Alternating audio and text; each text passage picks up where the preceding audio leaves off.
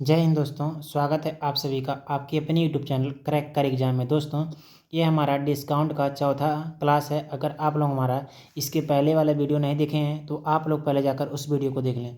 दोस्तों, आज हमने जितने भी क्वेश्चन लिए हैं ये सभी क्वेश्चन सिलेक्टेड और इम्पोर्टेंट हैं जो किसी न किसी एग्जाम में ज़रूर पूछे गए हैं। चलिए दोस्तों, हम अपने क्वेश्चन की ओर आते हैं। आज का हमारा पहला क्वेश्चन है, एक वस्तु का विक्रय मूल्य 16% की छूट के बाद 882 रुपये है। यदि इस पर छूट 28% है तो वस्तु का विक्रय मूल्य क्या होगा। दोस्तों, बहुत ही आसान प्रश्न है। हम इसको करते हैं सॉल्व, लिखते हैं सॉल्व। कह रहा है 16% की छूट के बाद 882 रुपये में बेचा जाता है। दोस्तों, कितने में बेचा जा रहा है? 882 रुपये में। दोस्तों, यदि कोई सामान 100 रुपये का है, जब उसमें 16% का छूट देंगे तो हमारा बिकेगा 84 रुपये में। ठीक, फिर कहा है यदि इस पर छूट 28% है तो वस्तु का विक्रय मूल्य क्या होगा। दोस्तों, यदि कोई सामान 100 रुपये का है, जब उसमें हम 28 रुपये का छूट देंगे तो वह कितने बिकेगा?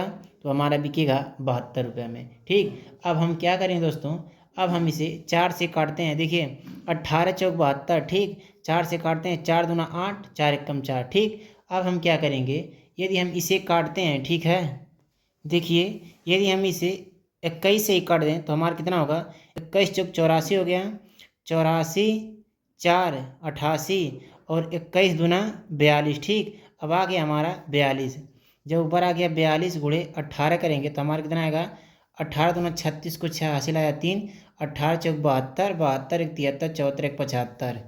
आ गया हमारा 756 रुपये। तो इसका राइट आंसर होगा ऑप्शन ए। दोस्तों, आशा करते हैं कि आपको यह सवाल बहुत अच्छे तरीके से समझ में आया होगा। अगला क्वेश्चन है, एक दुकानदार 23% की छूट देने के बाद 21% का लाभ कमाता है। क्रय मूल्य तथा अंकित मूल्य का अनुपात क्या होगा। दोस्तों, बहुत ही आसान प्रश्न है। इसका एक फार्मूला होता है। दोस्तों, फार्मूले को नोट करिएगा, लिखिए MP अपान CP। ठीक, मार्केट प्राइस बटे कॉस्ट प्राइस बराबर होता है 100 प्लस माइनस प्रॉफिट या लॉस।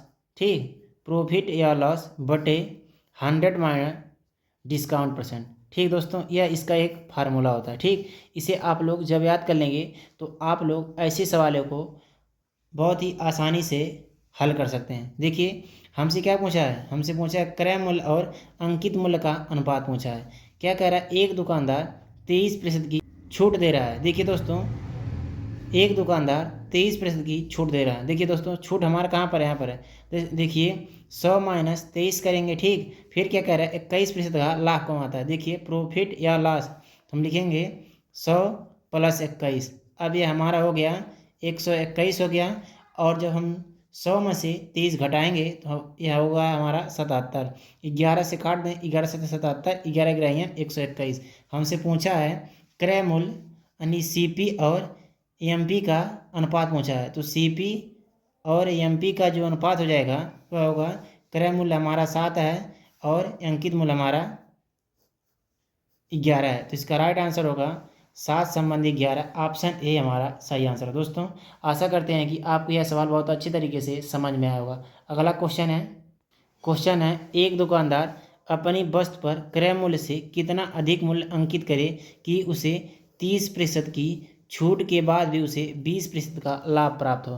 दोस्तों, ठीक पहले वाला ही क्वेश्चन है। लिखेंगे फार्मूला MP अपान CP बराबर 100 प्लस माइनस प्रॉफिट या लॉस बटे 100 माइनस डिस्काउंट परसेंट। देखिए, हमसे क्या कह रहा है? कह रहा है एक दुकानदार अपनी वस्तु पर क्रय मूल्य से कितना अंकित करे, ठीक, कि अंकित मूल्य की 30% की छूट के बाद भी, यानी कि देखिए 100 माइनस 30 कह रहा है। ठीक, छूट के बाद भी 20% का लाभ हो, यानी कि 100 प्लस 20। अब क्या करेंगे, यह हो जाएगा हमारा 120 और यह हो जाएगा हमारा 70। ठीक, अब इसे हम काट देंगे। ठीक ठीक, तो हमसे क्या पूछा है? देखिए, कह रहा है अपनी वस्तु पर क्रय मूल्य यानी कि CP यह है। ठीक, कितना अधिक मूल्य अंकित करें कि उसे 30% की छूट के बाद भी 20% का लाभ प्राप्त हो। देखिए दोस्तों, जो हमारा CP है वह कितना है? 7 है और यह 7 से मार्केट प्राइस कितना है? 5 है। तो देखिए, लिखेंगे बटे में 7 करेंगे, ऊपर लिखेंगे 5, यानी कि जो क्रय मूल्य है इससे ये कितना अधिक है? 5 है। तो हम लिखेंगे 5 बटे 7। अब क्या करेंगे, हम करेंगे 100 से गुणा, ठीक, यह हो जाएगा हमारा 500/7। जब इसे हम भाग देंगे तो यह हो जाएगा हमारा 71 सही 3/7% हमारा राइट आंसर है। दोस्तों आशा करते हैं कि आपको यह सवाल बहुत अच्छे तरीके से समझ में आया होगा। अगला क्वेश्चन है एक व्यापारी 25% की छूट देता है और तब भी वह 30% का लाभ प्राप्त करता है। यदि उसका लाभ 90 रुपये है तो छूट की दर क्या है। दोस्तों बहुत ही आसान प्रश्न है, हम इसको सॉल्व करते हैं। ठीक, लिखेंगे सॉल्व। ठीक, कह रहा है एक व्यापारी 25% की छूट देता है। देखिए दोस्तों, हम लिखेंगे पहले MP लिखेंगे, फिर लिखेंगे SP लिखेंगे, फिर लिखेंगे CP। यानी कि यह क्या है, मार्केट प्राइस है, यह सेलिंग प्राइस है और यह कॉस्ट प्राइस है। कह रहा है एक व्यापारी 25% की छूट देता है। दोस्तों जो 25% का जो मतलब होता है वह होता है 1/4। ठीक, कह रहा है 25% की छूट देता है। दोस्तों जो छूट मिलता है वह किस पर मिलता है, मार्केट प्राइस पर। कोई वस्तु 4 रुपये का है, जब उसमें 1 रुपये का छूट देंगे तो वह कितने में बिकेगा, वह बिकेगा हमारा 3 में। फिर क्या कह रहा है, और तब भी उसे 30% का लाभ प्राप्त होता है।